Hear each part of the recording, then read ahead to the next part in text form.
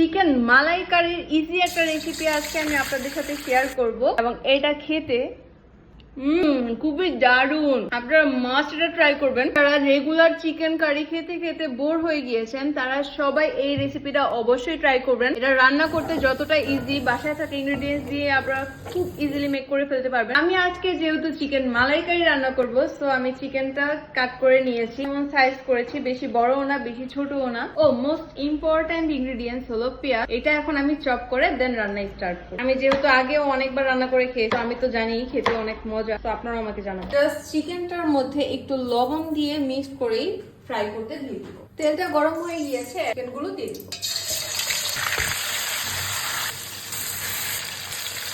পেঁয়াজ কুচিগুলো দিয়ে দিয়েছি, এখন আমি এটা ভালোভাবে মিক্স করে নিব। আস্ত কয়েকটা গোলমরিচ, তেজপাতা, দারচিনি, এলাচ, 4টা শুকনো মরিচ, পরিমাণ মতো লবণ, গরম মশলাগুলো একটু ফ্রাই করলে ওটার একটা গুড স্মেল বের হয়, রসুন বাটা 3 চামচ, আদা বাটা 1 চামচ পরিমাণ। আমি সবগুলো মশলাকে আলাদা আলাদা ভাবে একটু ফ্রাই করে নিব, তাই আমি স্টেপ বাই স্টেপ দিচ্ছি। 7-8টা কাঁচামরিচ সবগুলো মাঝখান দিয়ে এরকম ভাগ করে দিব যাতে ঝালটা বের হয়ে আসে।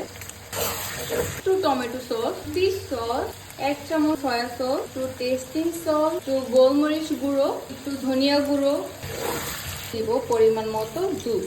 আমি কোনো পানি ইউজ করব না, জাস্ট দুধ দিয়ে এটা যেহেতু রান্না করব, সো একটু বেশি পরিমাণে মিল দিচ্ছি।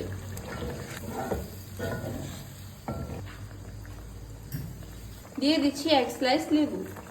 লেবুটা আপনারা মাস্ট দেওয়ার ট্রাই করবেন, বিকজ এটা থেকে একটা লেমনের ফ্লেভার আসে স্ট্রং। চুলার আঁচটা একদম কমিয়ে দিয়ে এখন আমি কিছুক্ষণের জন্য ঢেকে দিব যাতে মাংসটা প্রপার ভাবে সিদ্ধ হয়ে যায়।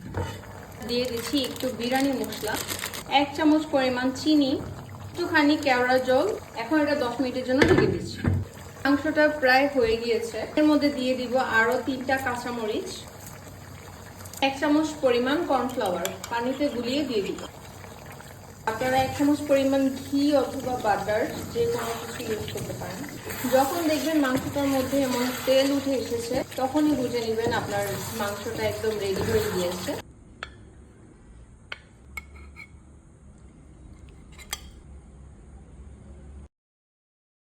আপনারা মাস্ট এটা ট্রাই করবেন। এটা দেখতে যেমন সুন্দর হয়েছে, এটা খেতে অনেক বেশি মজা হয়েছে। আপনারা অবশ্যই ট্রাই করে আমাকে কমেন্টে জানাবেন এটা খেতে কেমন লেগেছে। তো আমি খেতে থাকি, আপনারাও এটা ঘরে বানিয়ে সবাইকে নিয়ে খান। So tata.